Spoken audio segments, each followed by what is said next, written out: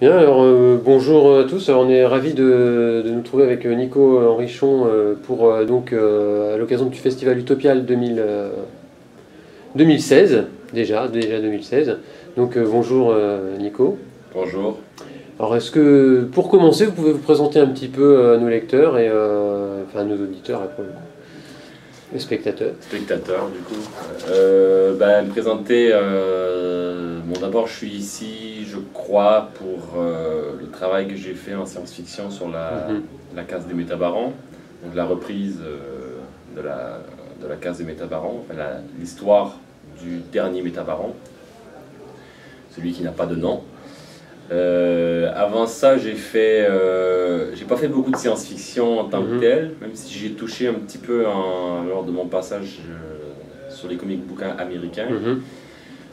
Donc j'ai fait des comic books américains, j'ai fait un peu aussi de BD franco-belge sur l'histoire de Noé par exemple, qui était une histoire scénarisée par Darren Aronofsky. Avant ça, donc il y avait une période de comics. J'ai fait aussi un graphic novel qui s'appelle Pride of Baghdad, qui parle de la guerre en Irak, de manière un peu métaphorique. Et voilà, je suis un auteur de bande dessinée à temps plein depuis une quinzaine d'années. Et voilà, je pense que c'est une présentation qui résume bien. Qui résume bien. Voilà. Mais justement, donc vous avez fait Noé avec Aronofsky et comment ce projet-là est né, enfin, parce qu'il y a un côté quand même un peu, ça fait appel au récit biblique. Oui, donc, vaguement, oui, c'est compliqué. En fait, on est un peu dans le post et le pré-apocalypse dans Noé. On a fait une version alternative aux histoires, aux interprétations, aux versions de Noé qu'on connaît. Et c'est un projet qu'on a démarré en 2011, si ma mémoire est bonne, à peu près, et qu'on a travaillé pendant 4 ans sur cette série, 4 albums. Et en 2013, 2014, je ne sais plus quand est-ce que le film est sorti, mais 2014, je crois que le film est sorti. Donc un an plus tôt, le projet de film s'est enclenché alors qu'on terminait le tome 3. Et donc j'ai terminé le tome 4 en parallèle avec la production du film. Et donc le film est sorti en même temps qu'on a sorti l'intégralité la version intégrale de l'histoire de Noé en bande dessinée. Ouais, donc du coup l'adaptation, est-ce que l'adaptation en film c'était décidé après les albums ou Au départ c'était un projet de film. D'accord. Au départ parce que Aronofsky il avait déjà fait une bande dessinée auparavant qui s'appelait The Fountain, qui était aussi un projet de film. Darren Aronofsky étant un fan de BD, il a toujours vu des passerelles en fait entre son travail et la bande dessinée, bien qu'étant vraiment un réalisateur à temps plein et un scénariste aussi. C'est pas quelqu'un du métier de la bande dessinée, mais disons qu'il avait une sympathie sur ce médium-là. Et quand il a décidé de faire le projet de Noé en bande dessinée, c'était un peu par la force des choses, parce qu'il n'arrivait pas à trouver le financement pour démarrer un projet de cette envergure. Et tout ça a changé à la sortie de Black Swan. Le film Black Swan est sorti pendant qu'on travaillait sur le tome 3. Et là, tout à coup, les studios se sont rendus compte, j'ai l'impression, que c'est un réalisateur bankable, comme on dit. Et donc la production de Noé s'est enclenchée presque automatiquement après Black Swan. Et donc pour ce qui est pour en revenir un peu à la case des Métabarons, comment vous en êtes, comment on a fait appel à vous, comment vous êtes venu vous greffer à ce projet, comment ça s'est passé? Pour la case des Métabarons, c'était assez simple. Je venais de terminer Noé et j'étais à la recherche d'un nouveau projet, un truc qui me passionnait. Donc j'allais enclencher sur quelque chose d'autre complètement différent. Et tout à coup, j'ai reçu ce email improbable du patron des Humanoïdes Associés qui me proposait cette histoire-là. Je n'étais même pas au courant d'abord qu'il y avait une relance du Métabaron, donc je l'ai appris à cette occasion-là, et qui me proposait de faire partie l'équipe qui allait refaire un nouveau cycle sur le dernier métabaron. Donc le métabaron, c'est un nom, celui qui a l'oreille en acier. Et donc il me proposait donc de faire partie d'un des 4 dessinateurs qui allait être engagé pour faire un des 4 diptyques pour la nouvelle case des métabarons, enfin pour le nouveau cycle du dernier métabaron en fait. Et donc vous connaissiez déjà ce cycle précédemment, vous l'aviez déjà lu Oui, la case des métabarons même. Oui, j'avais déjà lu quand j'étais étudiant en fait. Au moment où ça sortait d'ailleurs, je me souviens que j'étais à l'école, j'étais à Saint-Luc, l'Institut des Beaux-Arts en Belgique, je ne sais plus quelle année, mais le 5e tome sortait au moment où j'étais à l'école. Donc j'avais très bien connu la série avant d'y travailler. Donc c'était aussi plus facile de s'y intégrer.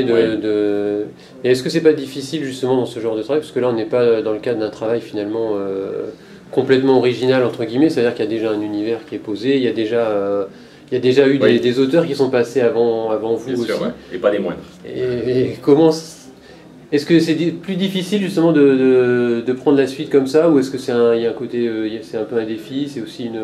C'est un sacré défi, ouais. Il y avait, disons qu'il y a un moment où on est un peu, comment dire, intimidé. Il faut vite dépasser ce sentiment-là pour pouvoir y travailler. Au début, j'avais un peu de mal à trouver l'angle d'attaque pour travailler sur cette histoire-là.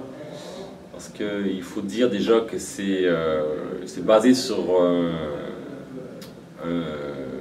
une histoire de Jodorowsky. Et Jerry Friesen, le scénariste, a vraiment remodelé tout ça. Il l'a adapté vraiment à son style d'écriture. Donc, comment je pourrais dire, il a un peu modernisé le métabaron. Il a éliminé un peu les côtés magiques qu'avait Jodorowsky, un peu ésotérique, c'est-à-dire qu'il les a modérés. Il a gardé la structure générale du type d'univers, mais il a ajouté des choses, donc il a vraiment mis à jour cet univers-là. Et donc il y avait un double défi en fait. Déjà, il y avait les artistes passés, il y avait toute la tradition. C'est quand même un des récits de science-fiction qui a eu le plus d'influence, qui s'est vendu le plus. C'est un cycle important dans la SF française. Et donc il y avait ça. Et il y avait aussi ce renouveau qu'il y avait de Jerry et aussi Valentin Séché, qui est le dessinateur des 2 premiers tomes, qui a aussi mis à jour complètement le graphisme, l'univers, avec un dessin déjà beaucoup plus réaliste que tout ce qui avait été fait auparavant sur la case des métabarons. Et moi j'ai dû, en fonction de ce que je savais faire, un peu trouver l'angle d'attaque. Donc au début, j'avoue que j'ai un peu tâtonné, j'ai fait des essais, j'avais vraiment envie de le faire en couleur directe. Je sais faire aussi la couleur directe, je fais beaucoup d'illustrations, des couvertures, des choses comme ça. Mais il me fallait trouver un style qui était assez narratif et qui avait une ambiance moderne en fait, parce que les métabarons, c'est de la SF, donc il y a des effets spéciaux, il y a des lasers, il y a des réacteurs, il y a il y a des écrans holographiques, plein de choses qui sont un peu compliquées à faire avec une technique traditionnelle. Et il y en a qui arrivent très bien, hein. Par exemple, je trouve que Jiménez a un travail qui reste très moderne, même en utilisant des techniques d'époque. Plus traditionnelles, sans ordinateur. C'est ça. Et donc moi finalement je me suis rabattu sur ce que je faisais le plus régulièrement, c'est-à-dire les couleurs à l'ordinateur, pour trouver un produit, enfin une version un type de page qui convenait bien à l'histoire en fait. Et vous préférez dessiner du coup plutôt les personnages, les décors, est-ce que les éléments technologiques, vous parlez des réacteurs, Oui, j'aime tout dessiner en fait. Ça, les personnages, les décors, oui. Chacun a sa version de faire les choses. Hein. Je dessine pas exactement comme Valentin. Valentin est beaucoup plus réaliste que moi. Mais dans cette série de diptyques, en fait, il y a quand même on l'aborde avec une certaine comment dire, une certaine latitude est autorisée chez le dessinateur. En autant, il faut reconnaître quand même les personnages, il faut reconnaître les éléments de décor qui reviennent dans chacun des épisodes. Mais il y a une certaine latitude permise, on va dire, surtout dans le style de dessin. De toute façon, moi je considère qu'on ne décide pas tout à fait de la manière dont on décide. On est forcément le produit de plusieurs années de boulot. Et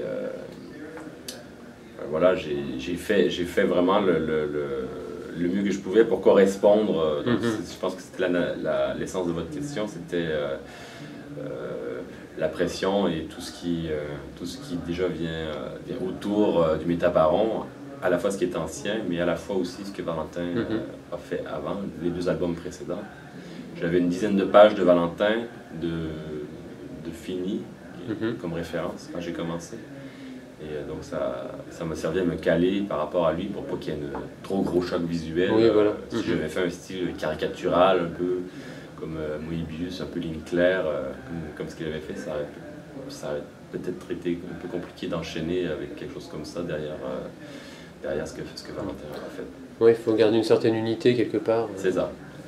Et justement, ces dernières années, on a dans pas mal de séries, donc que ce soit en fantasy, de BD, en fantasy, science-fiction, etc., on voit de plus en plus d'albums collectifs, alors que bon, dans l'imaginaire ou dans le lecteur, pour le lecteur de BD franco-belge, au moins, aux États-Unis avec les comics ou autres, le manga, là ça reste des ouvrages malgré tout un peu collectifs. Oui. Alors que là en BD on a le scénariste, on a le dessinateur, voir l'auteur qui fait tout. Et on a moins cette dimension collective. Enfin, est-ce que c'est quelque chose que vous ressentez ou Exact. Non, c'est vrai que ce n'est pas une façon, on va dire, traditionnelle de faire de la BD dans le franco-belge. Mais je crois que, d'après ce que j'ai compris, les humanoïdes associés, avec le Métabaron, se placent vraiment sur un marché entre le comics, justement, et la BD franco-belge. Moi, ça me convient parce que c'est les deux secteurs sur lesquels j'interviens régulièrement. Donc,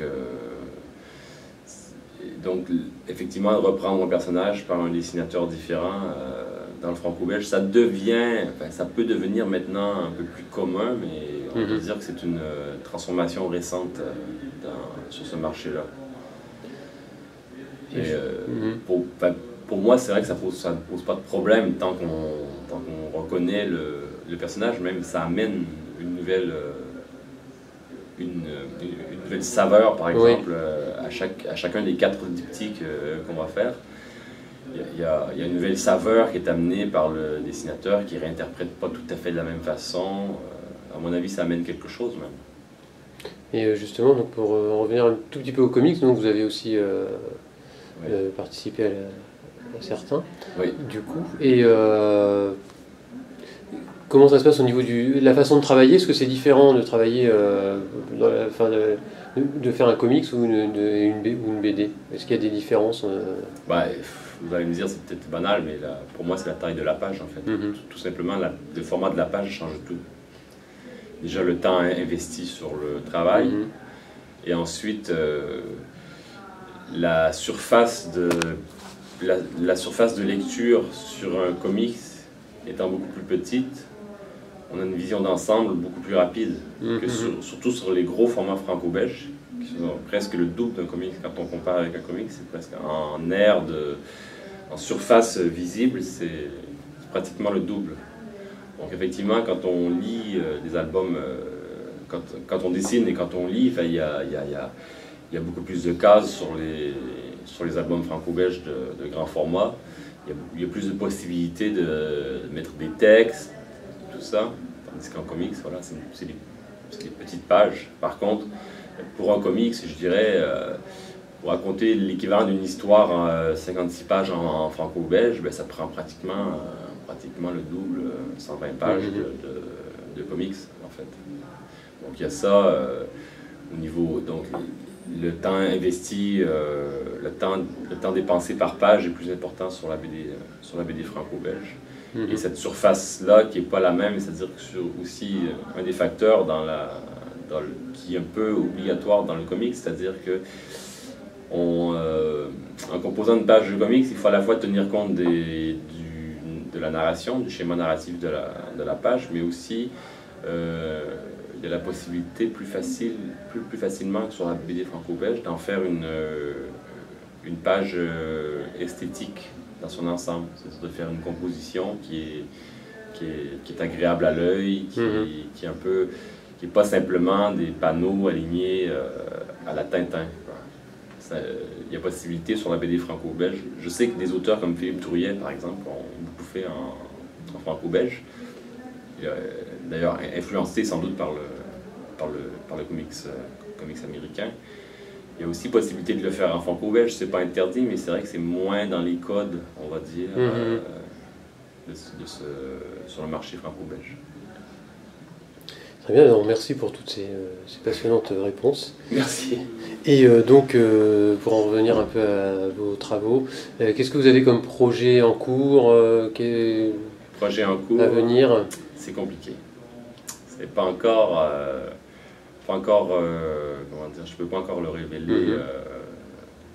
Je suis en train de monter quelque chose, un plan secret sur lequel je travaille depuis 8 ans.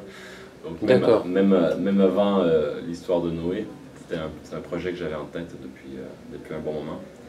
Et à chaque fois que je suis sur le point de le faire, je suis interrompu par quelque chose d'irrésistible. Et c'est encore le cas il y a 2 ans pour les métabarons. J'espère que là, cette fois-ci, je pourrais déjà le monter, essayer de le mener à bien. Très bien, on espère en tout cas pouvoir découvrir tout ça. Sans doute. Quand le moment sera venu. Si vous restez attentif, il n'y a pas de raison. Voilà. Merci beaucoup en tout cas pour, merci à vous. Pour ces réponses. Et puis donc au plaisir de vous retrouver dans vos prochains albums et autres projets. Merci. Merci.